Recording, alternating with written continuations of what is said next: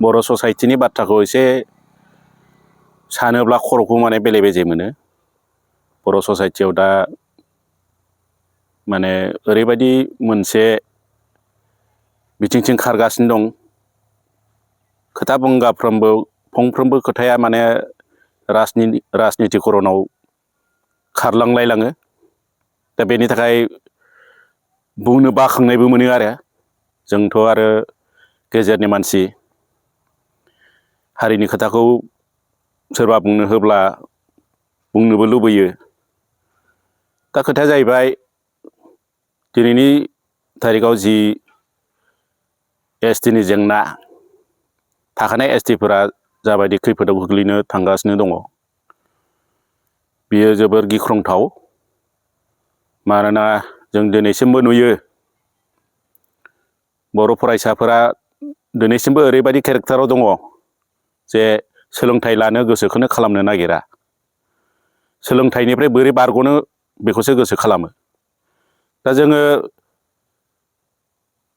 सानदों जानांगौ सोरबा सोरबा गोबां जौगानाय माने बर' बा ट्राइबेल मानसिफोरनि गोजौ थाखोनि मानसिफ्रा जे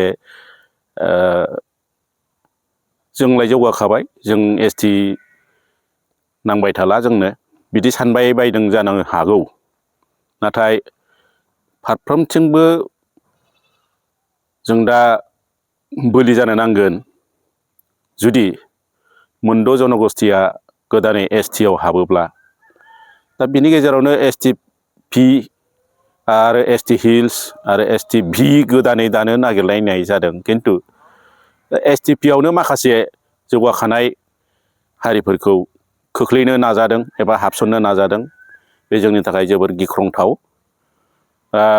बुंबाबो अदेबानि पार्टि गथ' लानायासो जोंनि बर' ससाइटिया बारानिफ्राय बारा जाबोदोंसै। बेखायनो आं बारा गुवारै बुंनो लुबैयाखै जे बर' ससाइटिनि जि माने पार्टि गथ' जि सेन्टिमेन्ट बे सेन्टिमेन्टआ एसे गोरोन्थिथिं थांगासिनो थानाय बायदिखौ नुनाय मोनदों।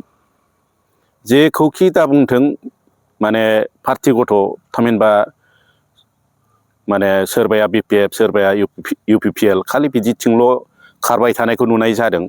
दा नाथाय समा आसलथे बेखौ हिसाब खालामनांगौनि बाथ्रा नङा। जाथिया हारिया खैफोदाव गोलैदोंब्ला बेवहाय जेबो पार्टि हान्जानि बाथ्रा फैनो नाङा।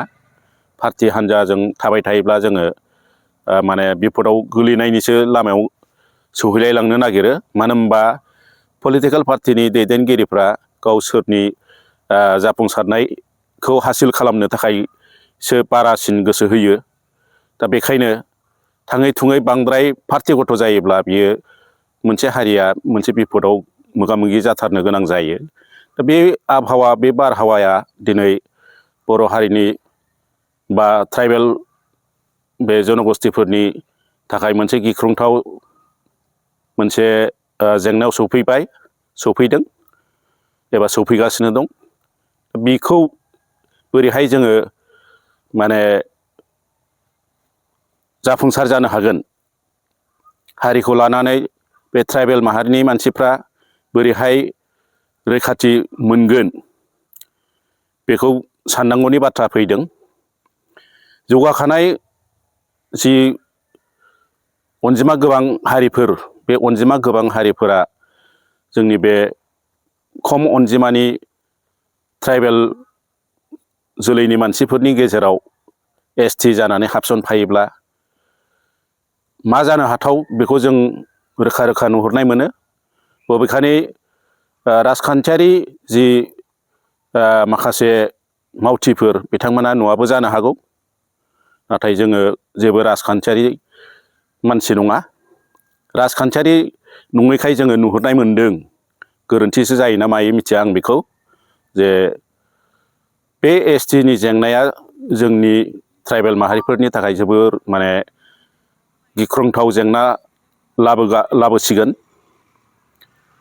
बेनि थाखायनो जोङो जाहाथे जेबो हान्जा पार्टि सार्टि सानबाय थायालासिनो जोङो जोंनि इयुन जेनेरेसननि मोजां हास्थायनानै जोंनि रैखाथिखौ जोङो बोरै रैखा खालामनो बेखौ जों गोसो होलायनांगौ।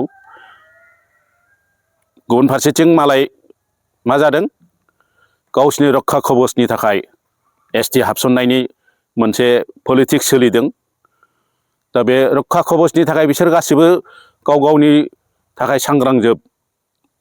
बिनि गुबुन फारसेथिङै जोंहा जोंनि गोरों गोरा एबा गिदिर गोलाव बिसोरो जोंहा बेसेबां सांग्रां बेसो एसे माने सोमोनांथाव जादों। जे जोंनि जि गोदो गोदायनिफ्राय थाखानाय जि एसटि स्टेटास बे स्टेटासखौ जोङो जोंल' मोनबाय थागोन होनना साननाया दिनै गाबोन भुल जानो थांगासिनो दं। मानो होनबा गोदानै जि गनायथि मोननो थांनाय अनजिमा गोबां हारि बिसोरो जोंजों एसटिआव हाबसनफायोब्ला जोंनि माने फारफ्रोमनिबो जौगानाय एबा रैखाथिया गैया जालांनायनि रोखा रोखा लामायाव सौहैगोन। मानोना दिनैसिमबो जोङो फरायसाफोरनि बिथिङाव नायोब्लाथ' 90 लेभेलनि फरायसा दासिमबो माने आसि बिजौआव साननो हानाय उजियो। आसि बिजौआव साननो हानायसिबांल' उजिबायोब्लाबो नाथाय 60 70खौनो मोननो हानो नागिरा।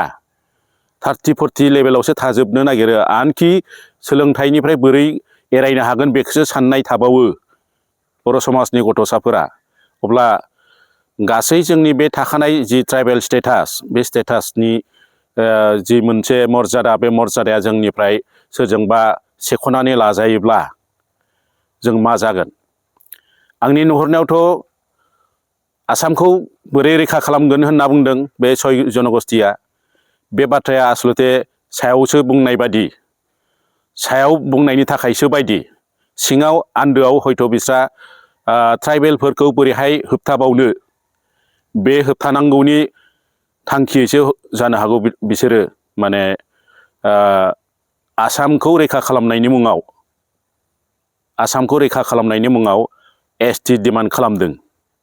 जाय एसटि डिमान्डखौ खालामनानै जाफुंसार जायोब्ला दुलाराय आसामनि गासै मोन 14था जि माने ट्राइबेल जोलैनि मानसिफोर दङ बिसोरो दिनै माने बिसोरजों मालाबाबो फेर नांनो हानायबो नङा, हायाबो हाया आरो माने थाङै थुङै गोमोरसा लांनांगौनि मोनसे लामायाव फैगोन बायदि नुहुरनाय मोनो आरो।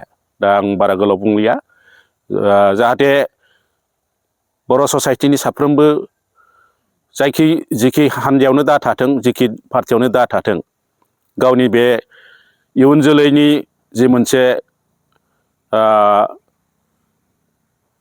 इडुकेसनेल, पलिटिकेल, इक'नमिक आरो बायदिसिना बिथिङाव जाहाथे जोङो गुबुननि सेराव रावजोंबो सेख'जानाङा, बेनि थाखाय जोङो जाहाथे एसटि जानानै बयबो ज' खौसे जालायो बेखौ आं हांख्रायनानै आं आंनि बिबुंथिखौ बेखिनियाव फोजोबबाय। गोजोन्थों।